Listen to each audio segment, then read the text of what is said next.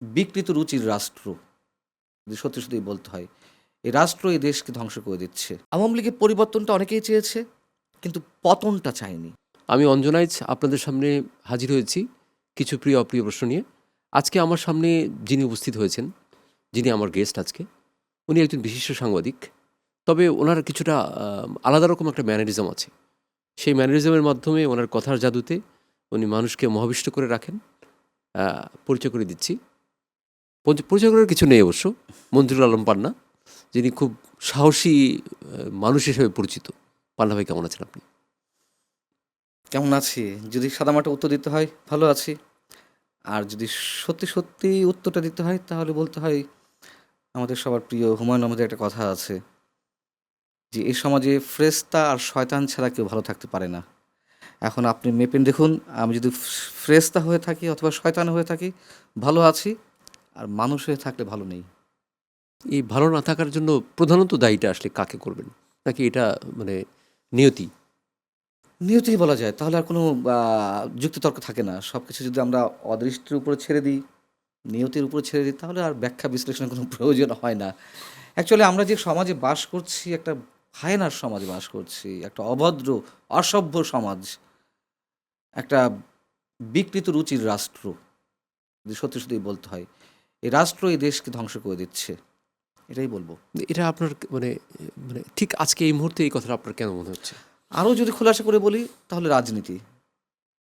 রাষ্ট্র তো বিমূর্ত একটা প্রতীক, তাই না?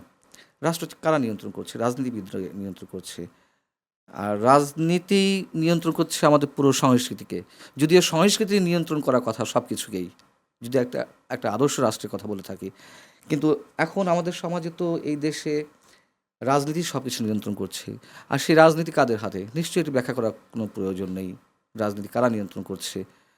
কমিটির কোনো পলিটিশিয়ান, আপনাকে যদি বলা হয় যে আপনি একজন মানে কমিটেড পলিটিশিয়ানের নাম বলুন, তাহলে আমার ধারণা আপনাকে ভেবেচিন্তে উত্তর দিতে হবে। পাওয়া যাবে, কিন্তু তারা আবার সিনের বাইরে, দৃশ্যপটের বাইরে। সো যা হওয়ার কথা তাই ঘটছে। আমরা অন্যের দ্বারা নিয়ন্ত্রিত হচ্ছি, অন্যের দ্বারা পরিচালিত তাহলে ওই হচ্ছি। যে আমরা একটা ব্যাপার দেখেছিলাম একসময়, যে বিরাজনীতিকরণের একটা প্রক্রিয়া হুম, চলছিল। হুম, যারা এটার সাথে জড়িত ছিল, হুম, হুম। তাহলে কি তারা তারা রাইট ছিল? না, সেটি তো আবার নিশ্চয়ই অন্য বিষয়। বিরাজনীতিকীকরণ কেন করা হবে? বা আমি যদি বলি যে এখন যে বিভিন্ন বিশ্ববিদ্যালয়ে সাধারণ শিক্ষার্থীদের পরিচয় আমি ঠিক জানি না তারা আসলে কারা, বা অনেকেই জানে তারা কারা। হুম। সেই সাধারণ শিক্ষার্থীদের পরিচয় আমরা দেখতে পাচ্ছি যে ওরা তো অসাধারণ শিক্ষার্থী। আপনি সাধারণ শিক্ষার্থী বলছেন কেন? আপনি যাদেরকে মিন করতে চাচ্ছেন, তারা তো অসাধারণ শিক্ষার্থী। যারা এই আন্দোলনটা করল, কথিত জুলাই আন্দোলন।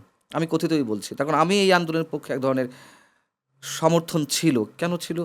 আমি সরি, আপনি প্রশ্ন করার আগেই আমার মুখ থেকে উত্তরটা বেরিয়ে যাচ্ছে। আপনি প্রশ্ন করুন, তারপরে আমি উত্তর দিই। না, আপনি বলুন, আপনি বলুন। বিষয়টা হচ্ছে যে এই আন্দোলন নিয়ে তো অনেক কথা আছে। এখন তো সব এই দেশ থেকে কেন? আপনি মনে করুন যে কলম্বিয়া ইউনিভার্সিটির জননীতি এবং অর্থনীতি বিভাগের অধ্যাপক জেফ্রি শ্যাক্স তার গবেষণায় দেখিয়েছেন যে এই আন্দোলনটা কীভাবে ক্রিয়েট করা হয়েছে, কীভাবে প্লট নির্মাণ করা হয়েছে, যুক্তরাষ্ট্র কীভাবে এর গ্রাউন্ডটা তৈরি করেছে, কীভাবে টাকার খেলা হয়েছে।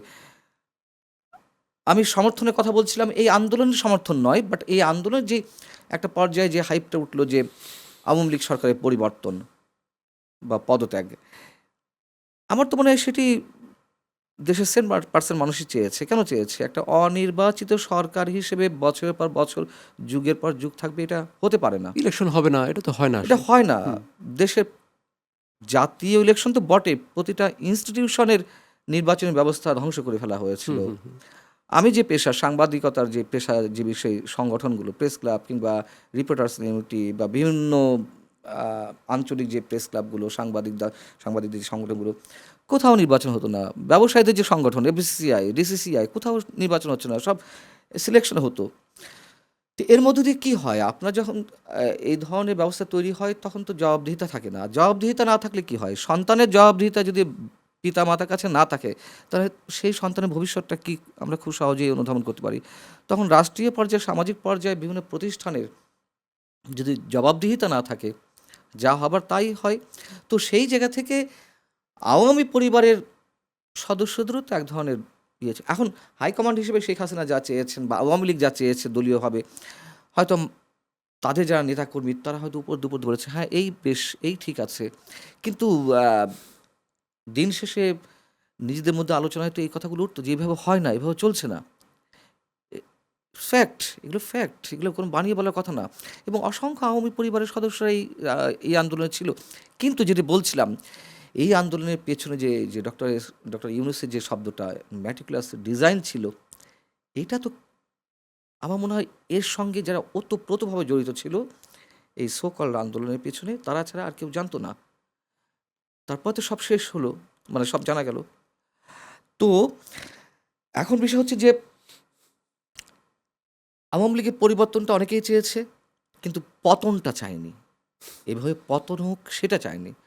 আওয়ামী লীগ রিজাইন করবে, অথবা আওয়ামী লীগ ক্ষমতা থাকতে একটা আমি নির্বাচন দেবে। আপনার মুখেও শুনেছি কিন্তু যে আপনি কিন্তু তখন খুবই সোচ্চারভাবে এই যে আওয়ামী লীগের যে দুঃশাসনের ব্যাপারগুলো এগুলো কিন্তু আপনি খুব নিউট্রালি বলতেন। আর তখন কিন্তু যদি কেউ আমার মনে হয় যে আওয়ামী লীগের লোক আপনাকে অপছন্দ করতো। হ্যাঁ, অপছন্দ না। আমার পেশাগত জীবনে তো এর প্রভাবটা পড়েছে। আমাকে তৎকালীন ডিজিএফআইতে যারা ছিলেন তারা নানানভাবে হ্যারাস করেছেন। হয়তো কোনো টেলিভিশনে ঢুকেছি, কাজটা তো মূলত শেষ ২০ বছর আমার টেলিভিশনেই। তো যেভাবে নিউজ হ্যান্ডেল করতাম, নিউজের দায়িত্বেই ছিলাম শেষ পর্যায়ে, যেখানে ঢুকেছি নিউজের দায়িত্বটা আমার হাতেই ছিল। তো নানানভাবে হ্যারাস করেছে, এভাবে করতে হবে, ওভাবে করা যাবে না। আমি তো শুনিনি, আমি তো সাংবাদিক একজন, আমার পেশাদারিত্ব বজায় রাখতে হবে। দেখা যাচ্ছে চাকরিতে থাকতে পারিনি, টিকতে পারিনি, বাধ্য হয়ে রিজাইন দিতে হয়েছে, নইলে তো চাকরি চলে যাবে, মানে স্যাক করবে। স্যাক করলে এক ধরনের তো ইমপ্রেশন নষ্ট হয়। তো ওটা যখন বুঝেছি তখন নিজ থেকে ছেড়ে দিয়েছি, আপোসটা করতে পারিনি। এই যে একটা এক্সাম্পল, যে নির্বাচিত সরকার না থাকলে যা হয়। আপনি বলবেন যে এই যে নির্বাচনটা হয়েছে, তাহলে তো সেই নির্বাচনের পরে যে সরকারটা এসেছে তখন ভালো আছে সাংবাদিকরা? না, ভালো নেই। নির্বাচিত সরকার আসার পরেও ভালো নেই। তারপরও একটা নির্বাচনী সিস্টেম থাকলে অনেক কিছু ট্র্যাকে থাকে, আর না থাকলে তো কিছুই না। আমি একটা এক্সাম্পল দিই, যখন আমি অ্যাঙ্করিং করতাম, একটা টেলিভিশন দীর্ঘদিন অ্যাঙ্করিং করেছি টক শোতে, অনেকে ফোন দিতেন, অনেকে শো শেষে হয়তো দেখা হচ্ছে বলছেন যে এত কথা বলে লাভ কি? আমি তো ভাবতাম তাই, আসলে এত কথা বলে লাভ কি? লাভ তো হচ্ছে না। পরে আমি মানে আমার নিজে ভাবনাতে এলো যে এত কথা বলে যখন লাভ নেই, তখন না বললে কি হতো? বরঞ্চ কিছু কথা বলে, কিছু সমালোচনা করে, মানে লাগামটা হয়তো কিছুটা টেনে আমি ধরা এখানে যাচ্ছে।